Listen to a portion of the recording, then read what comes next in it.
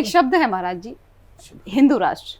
हाँ। बड़ी चर्चा आजकल सुनते हैं, बिल्कुल, राजनेता बिल्कुल, अलग बिल्कुल। बोलते हैं, तमाम सारी चीजें, उसका सही प्रयोग गलत प्रयोग हर तरीके से करते हैं, भाई हमें वोट दो। बिल्कुल बिल्कुल। तो आप क्या समझते हैं, क्या हिंदू राष्ट्र है और कैसे लोग जागरूक हो कि कोई भ्रमित न कर पाए हिंदू राष्ट्र के नाम पे?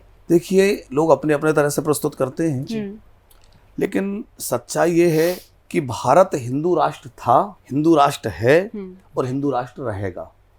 अब महत्वपूर्ण इसमें यह है कि भारत हिंदू राष्ट्र था और है, पर आगे भी रहे, इसके लिए आज काम करने की आवश्यकता है, क्योंकि आज अनेक सभ्यताएं भारत पर हावी हो रही हैं। हम लोग पहले भी देखे, अनेक सभ्यताओं ने भारत पर आक्रमण किया और भी देशों पर आक्रमण हुए, अनेक देश कन्वर्ट हो गए, कोई क्रिश्चियन हो गए, कोई मुस्लिम हो गए, इस्लाम अपना लिया, लेकिन हमारा भारतवर्ष में कुछ तो विशेषता रही होगी कि बहुत कुछ सहने के बाद भी भारत जो है कन्वर्ट नहीं हुआ और बचा रहा, अपना धर्म आज भी बचा हुआ है। महाराज जी, बचा तो हुआ है, लेकिन जो हिंदू लोग हैं ना, उनको कन्वर्ट करने के लिए बहुत सारी चीजें चल रही हैं। मैंने अभी कुछ दिन पहले एक रील देखी थी, वहां पर ये था, एक बस में ही चल रहा था कन्वर्जन का खेल। वहां पर ये बोल रहे थे कि ईसाई धर्म में परिवर्तित करने के लिए, अगर आप ईसाई धर्म में परिवर्तित हो जाते हैं तो 50,000 की नौकरी मिलेगी, घर वालों के लिए सारी सुविधाएं मिलेंगी। तो कोशिश पुरजोर तरह से की जा रही है।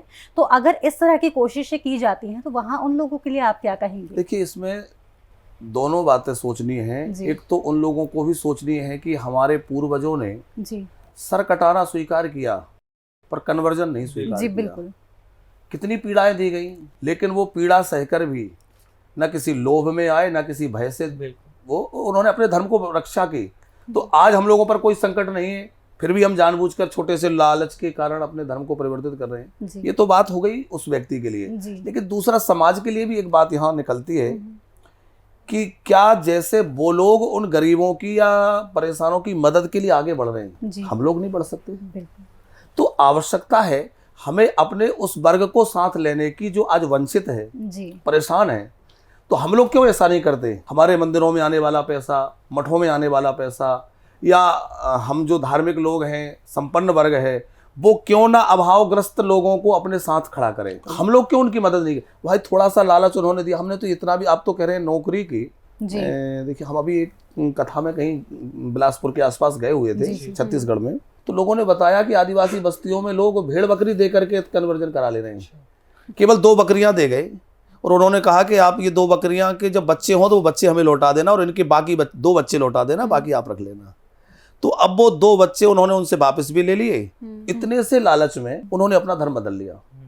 तो हम यहाँ बात ये रखना चाहते हैं कि जब वो लोग इतना परिश्रम करके ये सब कर सकते हैं, तो हम लोग क्यों ना एक यूनिटी बना करके अपने उस वर्ग को साथ लें, उसकी मदद करें, उनके बच्चों के शादी ब्याह में, उनके बच्चों की पढ़ाई में, उनके विकास में, ताकि वो लोग हमारे प्रति भी श्रद्धा रखें, हमारे धर्म के प्रति भी श्रद्धा रखें और निष्ठावान होकर के हमारे साथ जुड़े रहें और उनका भी उन्नति हो, उत्कर्ष हो। हर कोई आज सुख चाहता है। लेकिन महाराज जी, इसमें बड़ा प्रश्न ये आता है कि कन्वर्जन की बात करते हैं, चाहे बुलाते हैं, आपसे धर्म है या धर्म से आप हैं? देखिए, हम धर्म से हैं, क्योंकि धर्म जो है धार्यते इति धर्मा, जो सबको धारण करे वो धर्म है। तो ये धर्म तो जब से है, जब से ये धरती है, तो हम धर्म से हैं, लेकिन उस धर्म की ठीक व्याख्या हमें समझने की आवश्यकता है। कहीं ना कहीं भ्रमित होकर के लोग, आज ऐसा है आमिर जी कि लोग जल चढ़ाने को धर्म मान ले रहे हैं, अगरबत्ती लगाने को धर्म मान ले रहे हैं, बिल्कुल, मंदिर जाने को धर्म मान ले रहे हैं, लेकिन ये धर्म की परिभाषा नहीं है। ये उसका एक पार्ट है। आप पूजा करें, आरती करें, मंदिर जाएं, ये धर्म का एक पार्ट है, लेकिन ये धर्म की व्याख्या नहीं है। धर्म का मतलब है आपके हर आचरण में, व्यवहार में वो आपके अंदर होना चाहिए, सत्य हो, सदाचार हो। उसके साथ साथ सबसे बड़ी बात जो है कि हमारे द्वारा किसी को कोई तकलीफ तो नहीं दी जा रही, हम किसी का अहित तो नहीं कर रहे हैं, किसी का बुरा हमसे तो नहीं हो रहा है। हम घर में पूजा करके गए, मंदिर में आरती करके गए, दुकान में जाकर, ऑफिस में जाकर लोगों के साथ व्यवहार गलत कर रहे हैं, छल रहे हैं, लोगों को लूट रहे हैं, रिश्वत ले रहे हैं, ऐसे धर्म से क्या फायदा? तो हमें लगता है कि मंदिर में धर्म की जितनी आवश्यकता नहीं है, जितनी आपके व्यावहारिक जीवन में धर्म की आवश्यकता है।